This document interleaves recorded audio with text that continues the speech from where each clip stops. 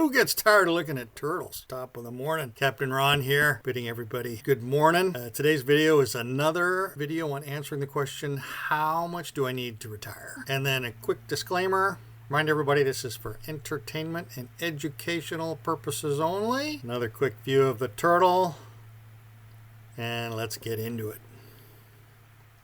How much do you need to retire? And in this video, I will do, I'm 35 and I have 100,000. How am I doing? The process is to estimate your budget. We're gonna look up some numbers on a table. We're gonna do some back of the napkin calculations as an estimate. For this, I'm using a better benchmark that includes the NASDAQ 100.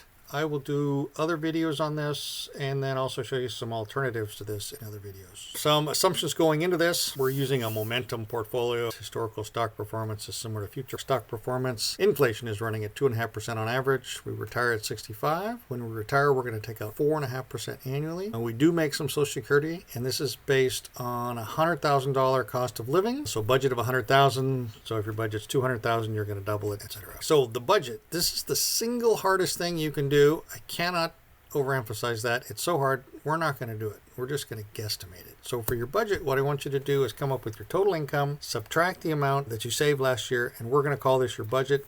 And this is making the bold assumption that your retirement life is similar to their current life. In this example, we're going to start off with someone who's making $230,000, and right now you're saving $30,000. And so we'll just take the $100,000 table and double it. Spoiler alert, you need to be saving 15% or more.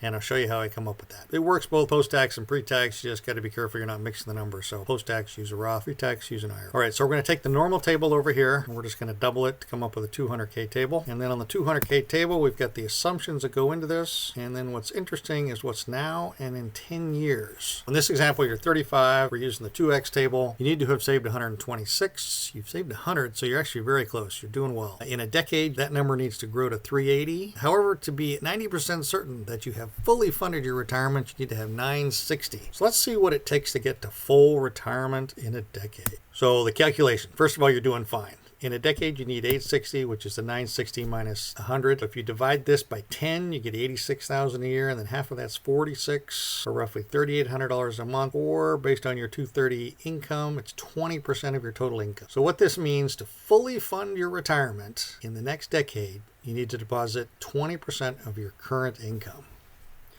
Now, I know that's a lot.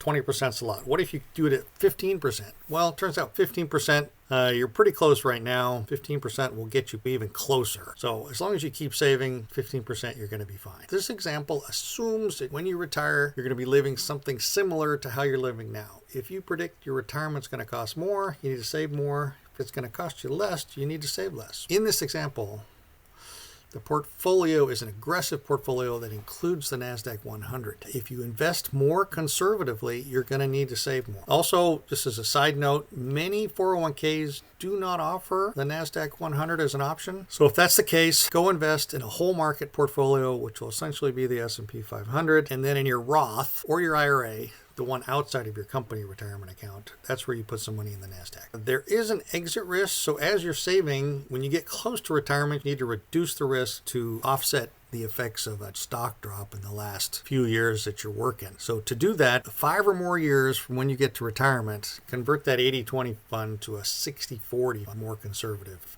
And then just as a note, please subscribe. If you got any questions, drop those as a comment. There are several other videos with several other examples, and then many examples of how to manage that portfolio, how to manage portfolios in general. Quick summary. I cannot overemphasize how hard it is to come up with a budget. Depending on your age, you look at the numbers, do some quick math and see if you're saving enough. You need to use that 90% certainty numbers to make sure you get there.